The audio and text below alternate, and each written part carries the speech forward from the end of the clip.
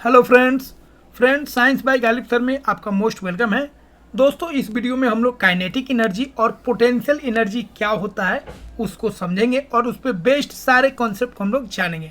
तो चलिए शुरुआत करते हैं और एक एक कॉन्सेप्ट को हम लोग समझते हैं। दोस्तों, वीडियो को लाइक कीजिएगा और चैनल पर नए हैं तो जरूर सब्सक्राइब कीजिएगा। तो यहाँ पे दोस्तों हम लोग जानेंगे काइनेटिक एनर्जी क्या होता है और पोटेंशियल एनर्जी क्या होता है। तो देखिए, ये जो है एनर्जी, ये बहुत ही इंपॉर्टेंट एनर्जी है क्योंकि इस पे बहुत सारा क्वेश्चन बनता है और ये डेली लाइफ में इसका बहुत ज़्यादा हम लोग इस्तेमाल भी करते हैं। तो देखिए, काइनेटिक एनर्जी और पोटेंशियल एनर्जी में क्या फ़र्क होता है पहले समझ लीजिए।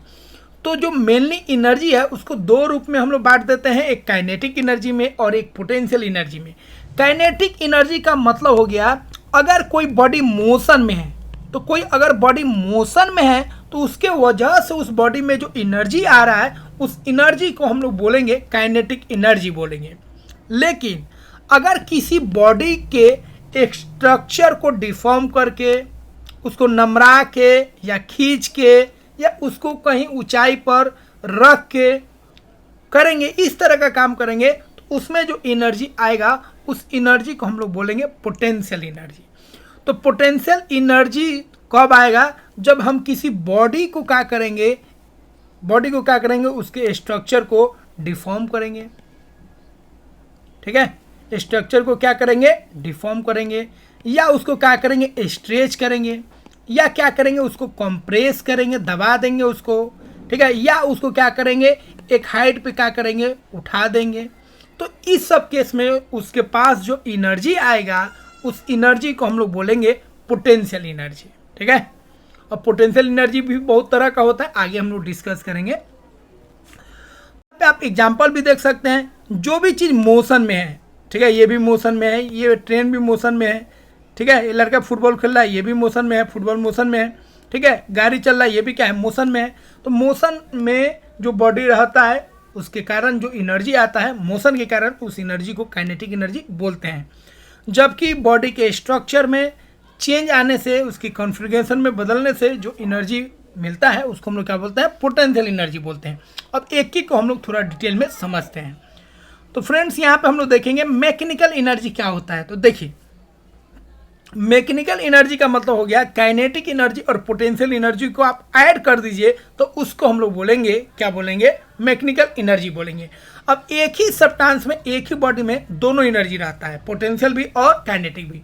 मोशन में होगा तो काइनेटिक होगा, पोटेंशियल जीरो होगा। जब रेस्ट में आएगा, एक हाइट पे होगा, तो देखेंगे पोटेंशियल एनर्जी होगा लेकिन उसमें काइनेटिक नहीं होगा। तो दोनों का सम जो होता है उसी को हम लोग बोलते हैं मैकेनिकल एनर्जी।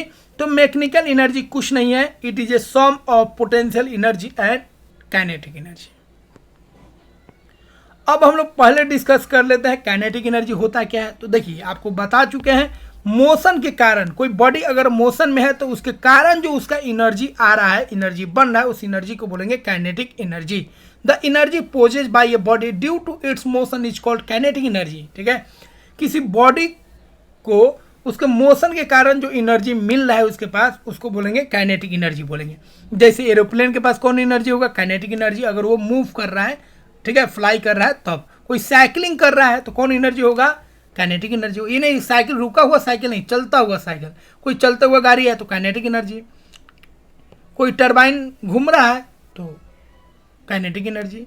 कोई स्केटिंग कर रहा है तो भी काइनेटिक एनर्जी। फुटबॉल खेल रहे हैं, काइनेटिक एनर्जी। मतलब मोशन से मतलब है, काइनेटिक एनर्जी मतलब मोशन। कोई बॉडी मोशन में है, बस उसके पास कौन एनर्जी है? Kinetic energy. ठीक है, तो एग्जाम्पल ये सब हो गया। कोई गाड़ी चल रहा है, ठीक है, कोई हवा घूम रहा है टरबाइन से या किसी भी चीज़ से, ठीक है, तो ये सब को हम लोग क्या बोलेंगे? काइनेटिक एनर्जी बोलेंगे। अब इसका फॉर्मूला क्या होता है? देखिए, अब काइनेटिक एनर्जी निकालने का एक फॉर्मूला होता है। तो काइनेटिक एनर्जी आपको अगर निकालना है तो काइनेटिक एनर्जी का फॉर्मूला होता है half mv²। Half mv² formula हो गया काइनेटिक एनर्जी निकालने का। ठीक है, तो काइनेटिक एनर्जी को हम लोग के ई से डिनोट कीजिए तब, या उसको ई के से भी हम लोग डिनोट करते हैं। ठीक है, के से हो गया काइनेटिक एनर्जी और ई से हो गया एनर्जी। तो यहाँ पे देखिए, हाफ mv², एम जो होगा उस बॉडी का मास होगा और भी जो होगा उसका क्या होगा? वेलोसिटी होगा। मतलब वो किस स्पीड से, किस वेलोसिटी से जा रहा है। तो अगर कोई बॉडी है, कोई ऑब्जेक्ट है, उसका मास m है और उसका स्पीड अगर भी है तो उसमें काइनेटिक एनर्जी हो जाएगा हाफ एम बी स्क्वायर। ठीक है, m हो गया उसका मास और v हो गया वेलोसिटी। तो वेलोसिटी के स्क्वायर के डायरेक्टली प्रोपोर्शनल होगा, जबकि मास के क्या होगा, डायरेक्टली प्रोपोर्शनल होगा। तो मास के डायरेक्टली प्रोपोर्शनल और वेलोसिटी के स्क्वायर के डायरेक्टली क्या होगा, प्रोपोर्शनल होगा। ठीक है, तो वही यहाँ पे लिखे हैं kinetic energy is equal to the half the product of the object mass that is m and the square of its speed. ठीक है, दैट इज वेलोसिटी। ठीक है, तो काइनेटिक एनर्जी का फॉर्मूला याद रखिएगा, half m v square, m हो गया आपका ऑब्जेक्ट का मास और भी हो गया वेलोसिटी। अब देखिए, अब ये जो फॉर्मूला है इसको ध्यान रखिए, इसमें बहुत सारा क्वेश्चन पूछता है और ये बहुत इंपोर्टेंट है, इस पर डायरेक्ट क्वेश्चन पूछ लिया जाता है। अब क्वेश्चन क्या कहेगा, क्वेश्चन कहेगा सिंपल, आपको जब मास को दुगुना कर दिए, मास को आधा कर दिए, मास को इतना गुना कर दिए, तो काइनेटिक एनर्जी पे क्या फर्क पड़ेगा, या वेलोसिटी को दुगुना कर दिए, 3 गुना कर दिए, 4 गुना कर दिए, या आधा गुना कर दिए, ठीक है, या 1/4 गुना कर दिए, 1/5 गुना कर दिए, तो काइनेटिक एनर्जी क्या होगा, नया जो काइनेटिक एनर्जी होगा वो कौगुना होगा, ये आपको बताना है। तो देखिए, पहला पॉइंट है, यहाँ पे एक एग्जांपल लिए हैं, जब मास ऑफ द बॉडी का मास जो है डबल कर दिया जाता है, मास क्या कर दिया जाता है, डबल, तो उसके काइनेटिक एनर्जी जो होगा वो भी क्या हो जाएगा, डबल हो जाएगा। कैसे हो जाएगा, एकदम सिंपल, आपको क्या करना है, ऊपर लिखना है न्यू काइनेटिक एनर्जी और नीचे लिखना है आपको ओल्ड काइनेटिक एनर्जी। ठीक है, तो ओल्ड काइनेटिक एनर्जी मतलब जो फॉर्मूला आप जानते हैं, तो ओल्ड काइनेटिक एनर्जी क्या होता है, हाफ एम बी स्क्वायर होता है, और नया काइनेटिक एनर्जी क्या होगा, हाफ, और यहाँ पे मास देखिए, अब मास कितना हो जाएगा, 2m हो जाएगा, और v स्क्वायर का v स्क्वायर लिख दीजिए, क्योंकि वेलोसिटी में कोई फर्क नहीं पड़ा है, तो यहाँ से सब कट उठ जाएगा। ठीक है, एक लिख के आपको बता देते हैं, पहला वाला में हम बता देते हैं, पहला वाला कैसे होगा, तो काइनेटिक एनर्जी कितना होता है, हाफ एम बी स्क्वायर। अब नया का काइनेटिक एनर्जी कितना है भाई, हाफ, मास कितना हो गया 2m, और वेलोसिटी में कोई फर्क नहीं पड़ा तो v स्क्वायर। ठीक है, ये m v स्क्वायर कट गया, हाफ कट गया, तो कितना है 2, मतलब नया जो काइनेटिक एनर्जी होगा वो दुगुना हो जाएगा। तो जो डेटा बोले उसको पुट कर दीजिए। अगर बोलता है मास को भी दुगुना कर दिया गया और वेलोसिटी को भी दुगुना कर दिया गया तो क्या होगा, तो देखिए फिर लिख दीजिए हाफ एम बी स्क्वायर, पुराना वाला काइनेटिक एनर्जी, नया वाला काइनेटिक एनर्जी का उतना होगा हाफ, और मास कितना होगा 2 गुना 2m हो गया, और वेलोसिटी कितना होगा 2v, यहाँ पे स्क्वायर है याद रखिएगा, तो 2v का स्क्वायर कर देंगे, तो कितना हो जाएगा हाफ 2m, और इधर हो जाएगा 4v स्क्वायर, और इधर हो जाएगा हाफ एम बी स्क्वायर, तो half m v square cut गया। ठीक है, हाफ कट गया, यहाँ से 4 दूने कितना हो गया 8, तो ये 8 गुना हो जाएगा। ठीक है, अगला देख लीजिए, अगर मास को क्या किया जाता है, हाफ कर दिया जाता है, तो मास क्या हो जाएगा, हाफ हो जाएगा। यहाँ पे देखिए मास को हाफ कर दिए, वेलोसिटी को कुछ नहीं करना है, तो उसका काइनेटिक एनर्जी क्या हो जाएगा, हाफ हो जाएगा। अगला है वेलोसिटी, ऑफ वेलोसिटी को क्या किए, दुगुना कर दिए, तो वेलोसिटी क्या हो गया, दुगुना हो गया, तो दुगुना हो गया, तो वेलोसिटी का स्क्वायर है, तो 2 दूना कितना हो जाएगा 4, तो 4 गुना हो जाएगा। अगला क्वेश्चन है जो वेलोसिटी है, ठीक है, उसको हाफ कर दिया जाता है, वेलोसिटी को हाफ कर दिया गया, तो स्क्वायर करेंगे तो 1/4 हो जाएगा, मतलब नया का जो काइनेटिक एनर्जी है वो कौगुना हो जाएगा, 1/4 गुना हो जाएगा। ठीक है, समझे, तो इस तरह क्वेश्चन पूछ सकता है, या मास को भी बोलेगा जे चेंज कर दिए और वेलोसिटी को भी चेंज कर दिए, तो नया जो काइनेटिक एनर्जी होगा उस पर क्या फर्क पड़ेगा, तो इस तरीके से आप उसको बता सकते हैं। ठीक है, अब अगला है दोस्तों पोटेंशियल एनर्जी। देखिए पोटेंशियल एनर्जी किसको बोलते हैं, तो पोटेंशियल एनर्जी में याद रखिएगा, ये बॉडी है, ठीक है, और ये सोया था, तो सोया था तो इसके पास कोई काइनेटिक एनर्जी, सोया था तो इसके पास कोई पोटेंशियल एनर्जी नहीं है अर्थ के रेस्पेक्ट में, लेकिन जैसे ही कोई चीज़ को खड़ा कर देंगे तो इसके पास पोटेंशियल एनर्जी हो गया, क्योंकि इसके पास एक हाइट हो गया। ठीक है, तो समझिए पोटेंशियल एनर्जी कब आएगा, पोटेंशियल एनर्जी कब आता है, जब हम किसी बॉडी को, ठीक है, उसके स्ट्रक्चर को हम लोग क्या करते हैं, डिफॉर्म करते हैं, या उसको नमरा देते हैं, या उसको कंप्रेस कर देते हैं, या उसके कॉन्फ़िगरेशन को चेंज कर देते हैं। कॉन्फ़िगरेशन मतलब वो अगर एक्सिस उसका एक्स था तो हम वाई में ला दिए, मतलब वो हॉरिजॉन्टल लेटा था उसको खड़ा कर दिए, तो मतलब उसका कॉन्फ़िगरेशन हम बदल दिए, तो उसके अंदर जो एनर्जी आएगा उस एनर्जी को हम लोग बोलेंगे पोटेंशियल एनर्जी। ठीक है, पोटेंशियल एनर्जी, इसमें मोशन की कोई ज़रूरत नहीं है। ठीक है, जैसे यहाँ पे आप देख लीजिए, ये ऑब्जेक्ट क्या है, यहाँ पे है, एक हाइट पे है, तो इसके पास जो एनर्जी होगा उसको क्या बोलेंगे, पोटेंशियल एनर्जी। अगर डैम में देखिएगा, डैम जो होता है, बांध का पानी क्या होता है, एक ऊंचाई पे स्टोर करके रखा रहता है, तो उस पानी के अंदर कौन सा एनर्जी है, पोटेंशियल एनर्जी है। ठीक है, बो और एरो का बात करेंगे, तो अगर बो को क्या करेंगे, तानेंगे, ठीक है, एरो को तानेंगे तो ये तार क्या होगा, स्ट्रेच होगा। अब इसके अंदर एक एनर्जी होगा, उस एनर्जी को हम लोग क्या बोलेंगे, पोटेंशियल एनर्जी बोलेंगे। गुड़दल जो आप लोग चलाते हैं, हम लोग चलाते हैं, ठीक है, तो गुड़दल में भी गुड़दल को खींचने से जो रबर होता है, खींचने से गुड़दल के अंदर जो एनर्जी आएगा उसको क्या बोलेंगे, पोटेंशियल एनर्जी। रबर को खींचते हैं तो उसके अंदर कौन एनर्जी, पोटेंशियल एनर्जी, ठीक है। चाबी वाला जो घड़ी होता है उसको आप चाबी लगाते हैं तो वो भी कौन एनर्जी है, पोटेंशियल एनर्जी है। तो इस सारा एग्जाम्पल हो गया पोटेंशियल एनर्जी। फल अगर लटका हुआ है तो उसके पास भी क्या है, पोटेंशियल एनर्जी है, क्योंकि वो एक हाइट पे है। उसी तरह अगर दो चार्ज हो, एक प्लस एक माइनस या प्लस प्लस, तो ये चार्ज के पास भी एक एनर्जी है, उसको भी हम लोग क्या बोलेंगे, पोटेंशियल एनर्जी, ठीक है।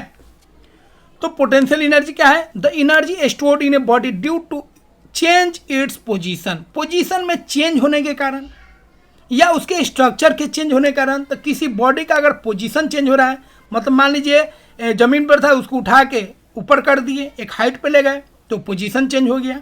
या उसके स्ट्रक्चर में आप चेंज कर दिए, रबर था उसको नमरा दिए, स्प्रिंग था उसको दाब दिए या उसको खींच दिए, ठीक है, या उसका कॉन्फ़िगरेशन को बदल दिए, सूतल था उठा दिए, मतलब वो क्या था, लेटा हुआ था, उसको खड़ा कर दिए तो उसका कॉन्फ़िगरेशन बदल गया। तो इसके कारण जो एनर्जी आएगा उसको हम लोग बोलेंगे पोटेंशियल एनर्जी, ठीक है। अब एग्जाम्पल आपको बता दिए, हाइड्रो इलेक्ट्रिक प्लांट्स जो होता है, जो डैम होता है, ठीक है, उसमें जो एनर्जी स्टोर रहता है पानी में, कौन एनर्जी होता है, पोटेंशियल एनर्जी होता है, ठीक है। उसके बाद स्प्रिंग में जो एनर्जी आता है, स्प्रिंग को नमराने से या उसको दाबने से कौन एनर्जी होता है, पोटेंशियल एनर्जी होता है, ठीक है। किसी एरो और बो को खींच रहे हैं तो उसमें जो एनर्जी आता है तार में, वो किसके कारण होता है, पोटेंशियल एनर्जी होता है, ठीक है। रबर को किसी को स्ट्रेच कर देते हैं रबर को, तो उसमें कौन एनर्जी आएगा, पोटेंशियल एनर्जी आएगा। अब हम लोग बात करेंगे पोटेंशियल एनर्जी कितना तरह का होता है। तो देखिए, एक होता है इलास्टिक पोटेंशियल एनर्जी, एक होता है इलेक्ट्रोस्टैटिक पोटेंशियल एनर्जी, ठीक है, और एक होता है ग्रेविटेशनल पोटेंशियल एनर्जी। इसका यूज़ हम लोग सबसे ज़्यादा करते हैं, ठीक है। तो इलास्टिक पोटेंशियल एनर्जी भी इंपॉर्टेंट है। तो देखिए, इलास्टिक पोटेंशियल एनर्जी किस में आएगा, ऐसा ऑब्जेक्ट जो नमर सकता है, जो खींचा जा सकता है, मतलब जो ऑब्जेक्ट को नमरे, मतलब उसको खींचे फिर अपने पोजीशन पे आ जाए, वैसे ऑब्जेक्ट को, बॉडी को हम लोग क्या बोलते हैं, इलास्टिक बॉडी।